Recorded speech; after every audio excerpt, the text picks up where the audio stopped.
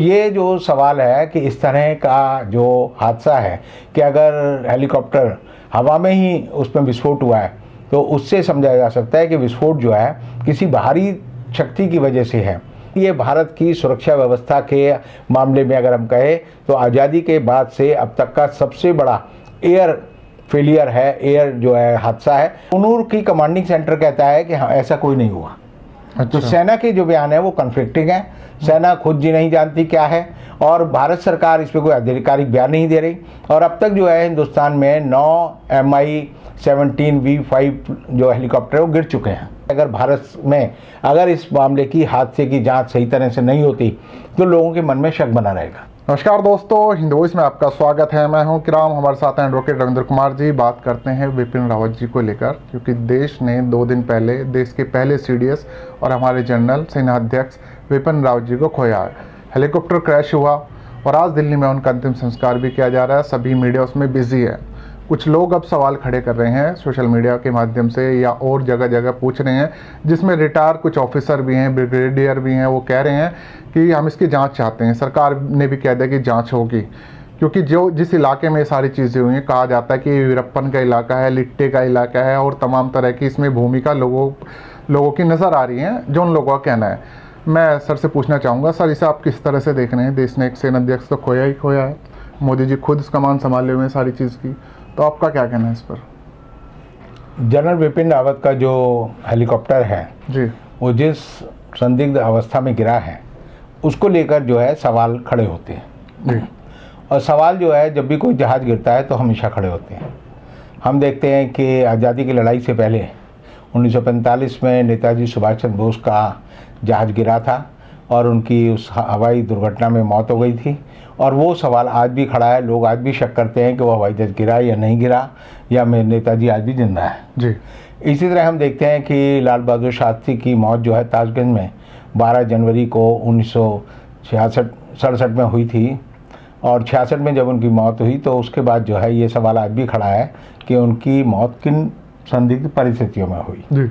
इसी तरह हम देखते हैं डॉक्टर होमी जहांगीर भाभा जो कि देश के पहले परमाणु वैज्ञानिक थे, उनकी भी आज पर्वत जो है यूरोप में उससे टकराकर उनके जहाज़ की गिरने से जो मौत हुई, तो उसके बाद आज भी वो सवाल खड़ा है कि उनकी मौत जो है परमाणु वैज्ञानिक होने की वजह से क्यों हुई। जी। तो इस तरह के सवाल हमेशा खड़े होते हैं। और हिंदुस्तान में जनरल विपिन रावत जो है पहले जो है सीडीएस थे, यानी हमारी जो तीनों सेनाएं हैं उनके पहले कमांडर इन चीफ वही थे। यानी राष्ट्रपति को पहले हम बोलते थे commander in chief of Indian आर्मीज। तो वो जो है अब जो है वो अधिकार जो है जनरल विपिन रावत को नरेंद्र मोदी ने पिछले साल जनवरी में दे दिया था। जी। तो ऐसी हालत में जनरल विपिन रावत की मौत जिस तरह हुई और जिस जगह हुई, जैसे कि तमिलनाडु में जब वो सुलूर से उड़ा उनका हेलीकॉप्टर और कुन्नूर में गिरा, और कुन्नूर में जहाँ उन्हें वेलिंगटन एयर बेस पर उतरना था उससे 7 मिनट पहले जो है वो जहाज़ गिरा और 7 मिनट पहले ही उसका संपर्क जो है जो एयर कमांड होती है उससे गायब हो गया था। अब ऐसी हालत में जहाज़ गिरा नहीं गिरा, आग लगी नहीं लगी, ये सवाल किसी को नहीं पता। बहुत सारे वीडियो वायरल हो रहे हैं जिसमें बताते हैं कि एक में दिखता है कि एक हेलीकॉप्टर पे आग लगी और वो घूमता मुड़ता गिर पड़ा। दूसरे में पता चलता है कि एक हेलीकॉप्टर उतरने की तैयारी कर रहा है और उतरते हुए गलत जगह उतरा और वो गिर पड़ा। जिस तरह की वीडियो आ रही है, लोग ये भी कह रहे हैं, आसपास के ग्रामीण उनका ये कहना है कि हमने ब्लास्ट की, धमाके की आवाज़ सुनी बहुत तेज। नहीं, ब्लास्ट देखिए दो तरह से हो सकता है। जैसे जहाज या जो हेलीकॉप्टर जब ज़मीन से टकराएगा तब भी ब्लास्ट की आवाज़ आएगी। लेकिन एक ये भी हो सकता है कि आसमान में जब उसमें कोई अगर ऐसी कोई चीज़ है जो विस्फोटक है तो वहाँ भी ब्लास्ट की आवाज़ सुनाई देगी। और टकराने से तो सुनाई देगी, मानो सड़क पे कार चलती हुई कहीं टकरा जाए तो वो भी उसकी भी आती है। अब जो भारत सरकार ने जब ये पता चला कि इस तरह क्या हादसा हो गया है तो पहला जो ट्विटर है वो जो है ट्वीट भारतीय सेना ने ही किया और उसने कहा कि 12:20 पर जो है जनरल विपिन रावत का जो हेलीकॉप्टर है वो क्रैश हो गया। और उसमें ये नहीं बताया कि कितना क्या हुआ, खबरें आती रहीं। और उस समय हम देखते हैं कि जब इसकी जांच के आदेश उसी ट्वीट में दे दिए गए थे। जी जी। तो जांच के बाद जो है पहले उसका दायरा जो था 300 मीटर के एरिया में था, कि 300 मीटर एरिया जहाँ ये हेलीकॉप्टर गिरा था, Mi-17 V5 जी। इसके 300 मीटर तक वो खोजबीन हुई, लेकिन उसमें जो है ब्लैक बॉक्स नहीं मिला। तो ऐसी हालत में जो है हेलीकॉप्टर की जांच की जो दायरा है वो दोबारा बढ़ाया गया और उसे 1 किलोमीटर किया गया, और 1 किलोमीटर दूर पर जो है वो ब्लैक बॉक्स मिला। अगर 1 किलोमीटर दूर पर ब्लैक बॉक्स गिरता है तो वो टकराने से इतनी दूर उड़कर नहीं जा सकता। इसका मतलब है कि जहाज़ जो है हवा में ही, आसमान में ही उसमें विस्फोट हुआ, उसके टुकड़े उड़े और परखच्चे के रूप में जो है जो ब्लैक बॉक्स है वो जहाज़ के मलबे से 1 किलोमीटर दूर जाकर गिरा। बिल्कुल। तो ये जो सवाल है कि इस तरह का जो हादसा है कि अगर हेलीकॉप्टर हवा में ही उसमें विस्फोट हुआ है तो उससे समझा जा सकता है कि विस्फोट जो है किसी बाहरी शक्ति की वजह से है, क्योंकि अगर कोई स्नैग होता, कोई और कॉम्प्लिकेशन होता तो ब्लैक बॉक्स में या बातचीत में जो चैट होती है, केबिन चैट बोलते हैं, उसमें पता चल जाता। लेकिन इसमें पता नहीं चला, तो इसका मतलब यह है कि वो विस्फोट हुआ।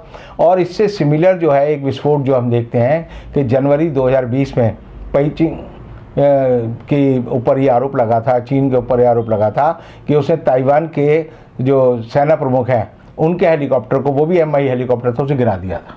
अच्छा। तो इसी संदिग्ध हालत में जनवरी 2020 में MI जहाज हेलीकॉप्टर गिरा, और अब जो है दिसंबर 2021 में, यानी तकरीबन 24 महीने का फ़र्क है दोनों के बीच में, उसी तरह ये हेलीकॉप्टर गिरा है। अब एक फिल्म आई थी जिसका नाम था द फैमिली मैन, वो लोगों ने OTT प्लेटफॉर्म, मनोज वाजपेयी की, हाँ, बहुत देखी जी। और उसमें यही था कि वो एक जहाज़ गिराना है साउथ में, बेंगलोर में या कहीं पर गिराना है, और उस जहाज़ को गिराने का उन्होंने षड्यंत्र किस तरह किया। वाकई वो फिल्म जो थी बड़ी प्रभावी फिल्म थी। अगर उसमें देखें तो उसमें पता चलता है कि किस तरह से दिमाग लगाकर जो है, शातिर दिमाग लगाकर आप किसी एयरक्राफ्ट को गिरा सकते हैं। तो उस फिल्म को देखें और ये जो हादसा हुआ है, इन दोनों को जोड़ें तो इसमें बड़ा शक जो है वो जाता है कि LTTE लिट्टे के लोगों ने ये किया होगा। इसी तरह बहुत सारे नक्सलवादी ग्रुप हैं जिनके ऊपर ये इल्ज़ाम लगता है कि वो देश में जो आतंकवादी गतिविधियां चलाते हैं, उन पर भी इस तरह की संदिग्ध भूमिका है। क्योंकि जो सुलूर एयर बेस है वहाँ से कमांडिंग ऑफिसर ने कहा है कि हमने जनरल बिपिन रावत के MI हेलीकॉप्टर के जाने के रास्ते में 2 हेलीकॉप्टर शॉर्टिंग के लिए, यानी गए आए हाँ। उसके लिए भेजे थे।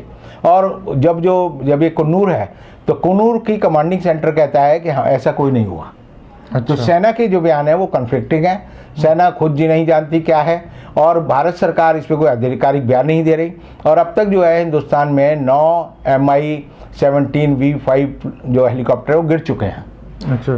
तो एक हेलीकॉप्टर जो है 300 करोड़ रुपए का होता है। इनमें पूरा जो है पूरा व्यवस्था होता है, पूरा एक तरह से इसमें मिसाइल लगे होते हैं, ये पूरा हमलावर होता है, हर परिस्थिति में काम करता है। दुनिया में ऐसे 20,000 MI हेलीकॉप्टर अवेलेबल हैं जो काम कर रहे हैं। भारत के बाद 200 हैं और उन 200 में से जो है 9 गिरे हैं।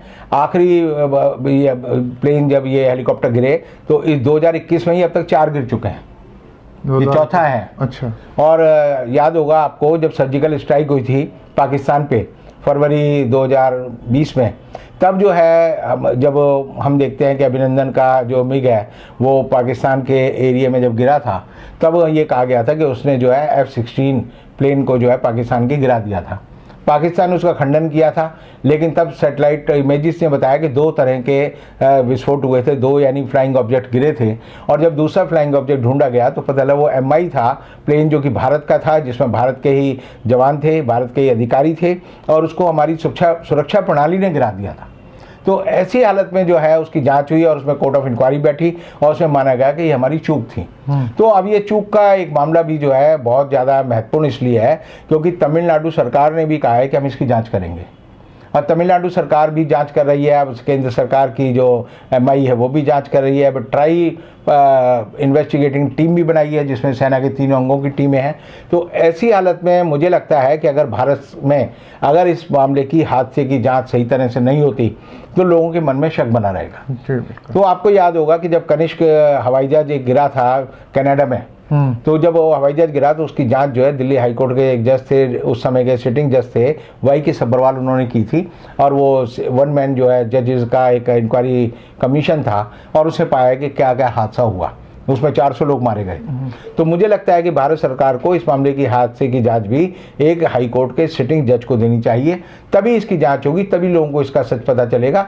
अदरवाइज जो है बहुत सारी थ्योरीज, कॉन्स्पिरेसी की थ्योरी आती रहेंगी, बहुत सारी टेक्निकल स्नैक की थ्योरी आती रहेंगी, लेकिन ये भारत की सुरक्षा व्यवस्था के मामले में अगर हम कहें तो आज़ादी के बाद से अब तक का सबसे बड़ा एयर फेलियर है, एयर जो है हादसा है। और इस हेलीकॉप्टर हादसे में देश ने जो सबसे बड़ा हमारा जो सेना प्रमुख है, जो कि अब तक का पहला सेना प्रमुख था, उसकी जान गई है। उसके साथ साथ जो सेना के जो बड़े जवान हैं, ब्रिगेडियर लिद्दर है, 13 और लोगों की जान गई है जी। नहीं, जो ब्रिगेडियर थे जिन्हें अभी प्रमोशन मिलने वाली थी, और कर्नल थे और दूसरे लोग थे, उनकी जान गई। ये सारी जानें जो है बड़ी महत्वपूर्ण है और इनकी जांच करानी चाहिए। और इनकी जांच जब तक नहीं होगी, लोग जो है इस पर शक करते रहेंगे कि इसके पीछे आखिर मोटिव क्या था, या तो इसमें चीन का हाथ है या पाकिस्तान का हाथ है। और ये दोनों अगर हाथ अगर इनमें हैं तो इसका मतलब ये है कि हमारी हवाई सुरक्षा और हमारे VIP की सुरक्षा जो है वास्तव में खतरे में है। और इनको खतरे से दूर करने के लिए जब भी हम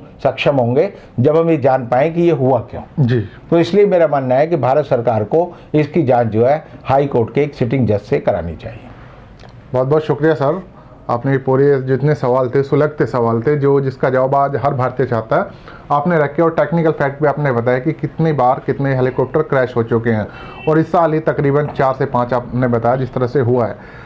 तो सरकार जैसे इस पर जांच कराएगी, कोई अपडेट आएगा हम आप लोगों तक पहुंचाएंगे। तब तक आप न्यूज़ देखते रहें, चैनल को सब्सक्राइब करें। मिलते हैं फिर किसी नए एपिसोड में।